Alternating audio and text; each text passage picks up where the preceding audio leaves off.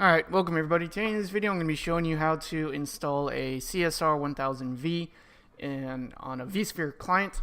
I'm doing this because I am studying for the CCIE and I'm going to be following the INE workbooks. And one of their deployments on studying for the lab is to, one, you could build your own server, you could rack it, you could have physical equipment.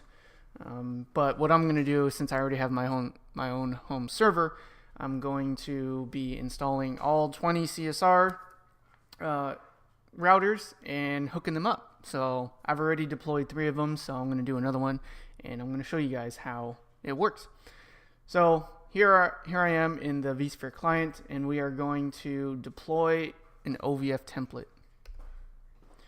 When you do that, I already have it loaded already, but go ahead and browse for that file. I'm using 15.5-2. And browse to it, click next, and then here are the settings already by default. You click next again. This is where you name it. This is my 4th one, so I'm going to say R4, and then we're going to hit next. We'll do a small configuration.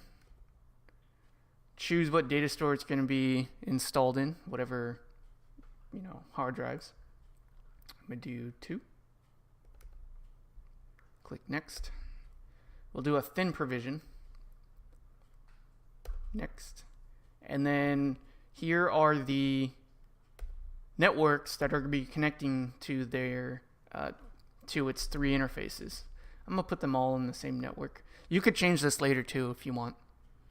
But I'm going to click next. And then here it is. So click finish. So it's actually loading it, and then it's going to be installing it, and then once this is done, it'll boot up. Well, we'll boot it up, but there are some settings that I need to do beforehand.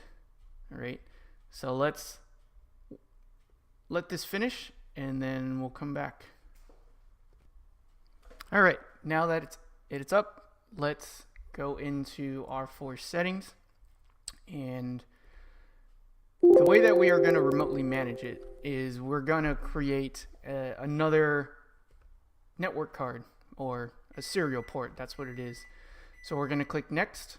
Well, let's go back. When you go into the settings, you're going to go to add, and we're going to add a serial port. Click next. We're going to connect via network, and then we're going to click server, and then put in so we're going to have a telnet session to it.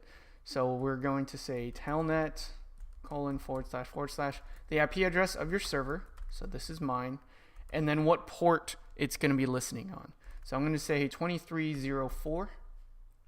Click next. Click finish.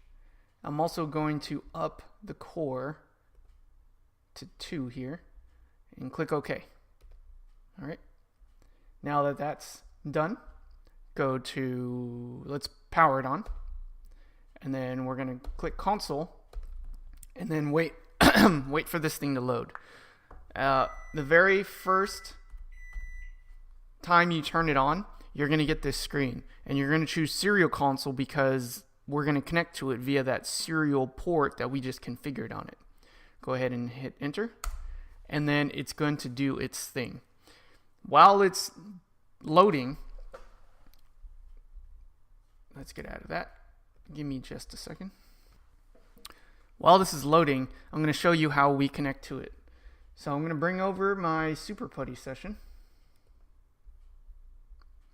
And you can see I already have them connected to our 1 through 3. But we're going to create a new Putty session. So right click that, click new. And what's the session name? This is going to be to R4. We're going to choose telnet. And we'll go 192.168.21.10, and then what the port is, 2304.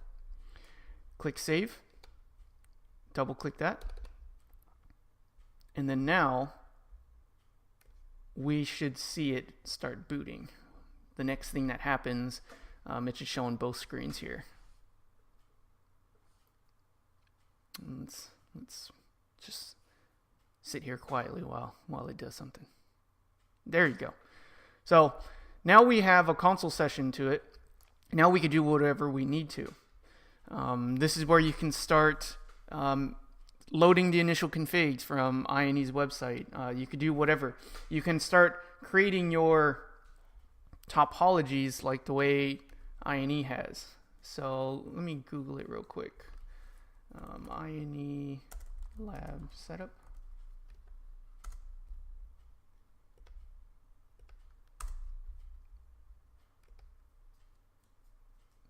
So if I wanted to make a connection like this, like let's say I want R2 to connect to R3 and it uses this interface G1.23. What I would do is I would go into my PuTTY session, go to R3, and then I would say config T interface G1.23, 23 meaning it's a connection to 23, to routers 2 and 3. Hit enter, encapsulation .1q, and sure, 23. Then I would say, give it an IP address, 23.23.23.3, 255.255.0, no shut. Now, since I'm using a sub interface, you want to make sure that the physical interface is up as well. So go into the main interface and say no shut, although I already did that. But I'm going to do it again on the other side. So go to router 2, enable config T interface G1.23, encapsulation .1q, 23 IP address, 23.23.2, no shut, interface G1, no shut. Wait for that to come up, ping, and it may take a while too. There we go. There we go. Now we have a physical connection, well, a logical connection, but between routers 2 and 3. What's actually happening physically is if we go to my ESXi host, go to configurations, let's go to networking, you can see here that my routers are connected to this virtual switch, okay? And if you want to tell R1 to only talk to R2, that's where we do these sub interfaces. That's what I just did with R2 and R3. I only want them to connect on that one sub interface, so R1 can't talk to R3, and R4 won't be able to talk to them unless I make that connection, and then I start doing routing.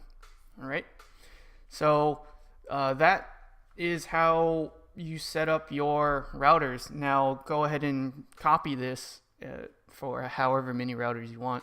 I'm going to be setting up 20, so because I want to do a full-scale lab, but I wanted to record this and show you guys how this all works. So, all right, that's it. I hope this was informative for you. I'd like to thank you for viewing.